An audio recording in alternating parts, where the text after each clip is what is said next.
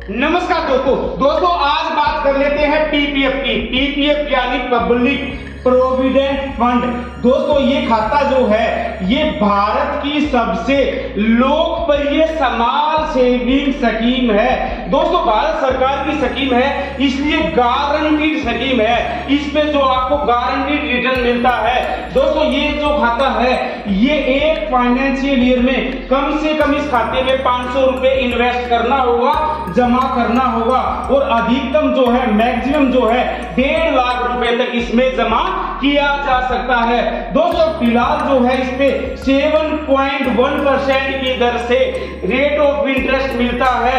दोस्तों ये rate of interest जो है वो भारत सरकार के द्वारा हर क्वार्टरली यानी कि तिमाही आधार पर अपडेट किया जाता है। दोस्तों इसमें एक अच्छी खासियत और भी है कि 80C इनकम टैक्स की धारा 80C के तहत जो है 1.5 लाख रुपए तक जो है टैक्स रिबेट पाया जा सकता है। दोस्तों इसका पीरियड जो है वो अधिकतम 15 साल है, और 15 साल के बाद जो है 5 साल के लिए और एक्सटेंशन किया जा सकता है।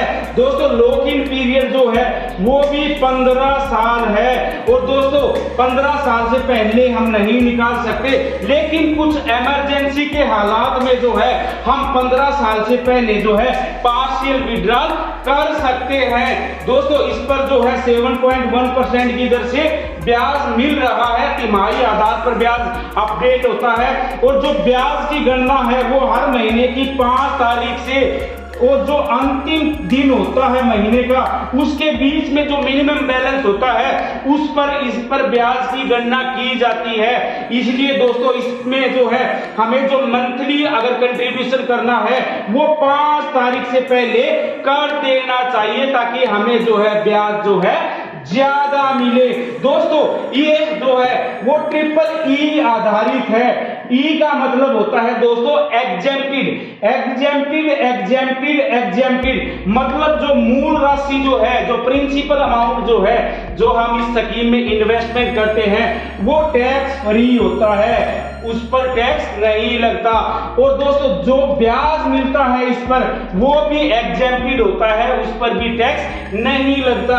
और दोस्तों जो मेजॉरिटी अमाउंट होता है उस पर भी जो है वो भी एग्जेम्प्टेड होता है, उस पर भी टैक्स नहीं लगता। मतलब जो प्रिंसिपल अमाउंट है वो, और इस पर जो इंटरेस्ट मिलता है वो, और जो मैच्योरिटी पर जो अमाउंट मिलता है ये सब जो है एग्जेम्प्टेड होता है। ट्रिपल ई आधारित जो है ये स्कीम है। दोस्तों इस पर लोन मिल जाता है।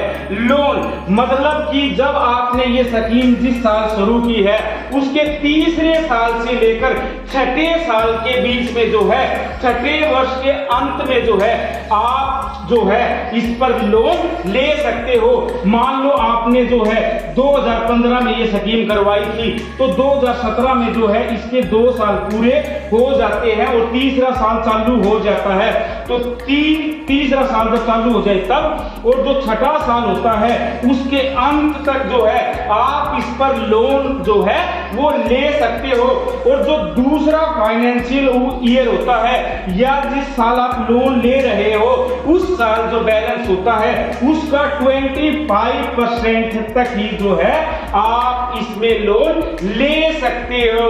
अब सवाल ये आता है कि इसमें एलिजिबल कौन कौन है, कौन इस खाते को खोल सकता है। तो दोस्तों कोई भी भारत का नागरिक इस अकाउंट को खोल सकता है। दोस्तों एनआरआई जो है वो इस अकाउंट को नहीं खोल सकता, लेकिन अगर किसी ने पहले से ये अकाउंट खुलवा रखा है और बाद में वो एनआरआई हुआ है तो मैच्योरिटी तक इस खाते को जारी रख सकता है। और दोस्तों अगर जो है माइनर अगर कोई है तो वो अभिभावक की देखरेख में, वो गार्जियन की देखरेख में इस खाते को खुलवा सकता है। दोस्तों ये खाता जो है वो ज्वाइंट नाम पे अलाउड नहीं है। और दोस्तों एक से ज्यादा खाते जो हैं इसमें नहीं खोले जा सकते। अब बात कर लेते हैं दोस्तों कि ये खाता खुलवाने के लिए हमें क्या क्या रिक्वायरमेंट है। तो दोस्तों एक तो फॉर्म ए लगता है इसको खुलवाने के लिए, फॉर्म ए लगता है। उसके अलावा केवाईसी लगती है। केवाईसी मतलब आपका Aadhaar card, PAN card, driving licence, photo, आपका मोबाइल नंबर वगैरह। और दोस्तों इसके अलावा जो है नॉमिनी का फॉर्म भी जो है हमें भर के देना होता है। दोस्तों नॉमिनी जो है हम कभी भी चेंज करवा सकते हैं और नॉमिनी जो है ऐड किया जा सकता है, लेकिन माइनर को जो है नॉमिनी, जो माइनर का खाता है उसमें नॉमिनी नहीं बनाया जा सकता।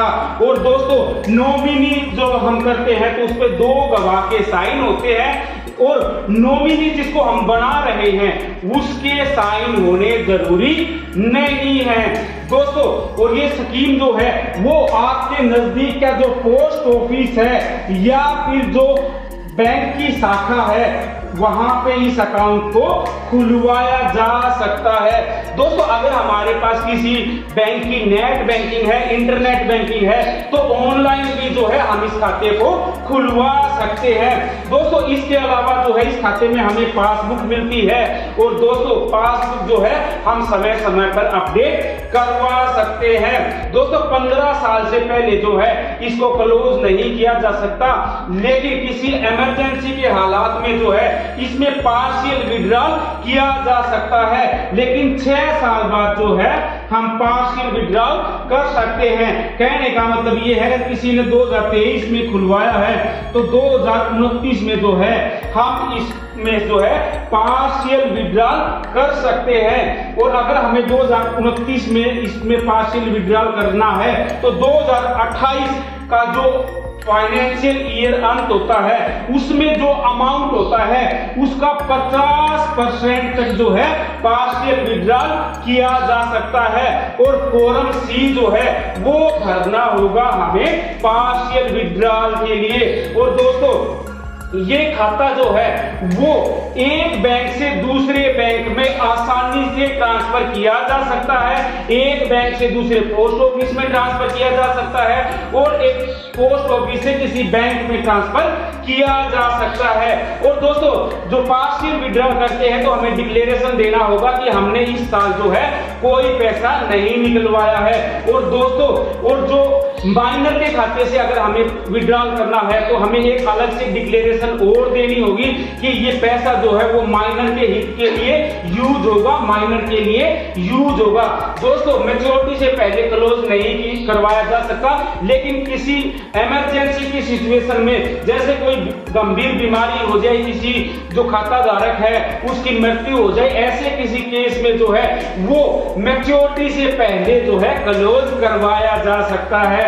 दोस्तों ये खाता जो है इसका मैच्योरिटी पीरियड 15 साल होता है और 15 साल के बाद जो है 5-5 साल के ब्लॉक में जो है एक्सटेंशन जो है अनिश्चित काल तक जो है करवाया जा सकता है। और दोस्तों जो एक्सटेंशन जब किया जाता है तो 60% अमाउंट जो है आप विड्रॉल कर सकते हो, एक साल में एक बार ही विड्रॉल कर सकते हो।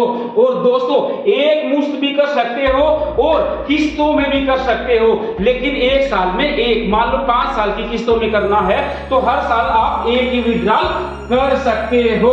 और अगर दोस्तों 15 साल बाद जब मैच्योरिटी होती है और आप कोई विकल्प नहीं चुनते तो डिफॉल्ट एक्सटेंशन होता है, मतलब अपने आप जो है इस स्कीम का एक्सटेंशन कर दिया जाता है। तो दोस्तों ये है भारत सरकार की सबसे लोकप्रिय स्कीम, समाज सेविंग स्कीम पीपीएफ यानी कि पब्लिक प्रोविडेंट फंड। कम से कम 500 रुपए और ज्यादा से ज्यादा 1.5 लाख रुपए तक एक साल में आप जमा कर सकते हो, फाइनेंशियल ईयर में आप जमा कर सकते हो। 1.5 लाख रुपए तक की टैक्स रिबेट है, 7.1% का जो है इसमें अभी फिलहाल ब्याज है जो तिमाही आधार पर अपडेट होता है। और दोस्तों इस पर जो है ये मैच्योरिटी पीरियड जो है 15 साल का होता है। तो दोस्तों आशा है ये वीडियो पसंद आया होगा तो चैनल को लाइक कर दो, शेयर कर दो, सब्सक्राइब कर दो, क्योंकि जहां वित्त है वहां वित्त कुंड है। ओम वित्ताय नमः। दोस्तों वीडियो को अंत तक देखिए, अगर बहुत काम आने वाले वीडियो है। मेरे मुल्क के सम्मानित साथियों, अगर आप चैनल पर नए हो तो चैनल को सब्सक्राइब करने के साथ साथ बेल आइकन जरूर दबाएं ताकि हमारे नोटिफिकेशन आप तक पहुंच सके। ओम वित्ताय नमः। राम राम भाइयों।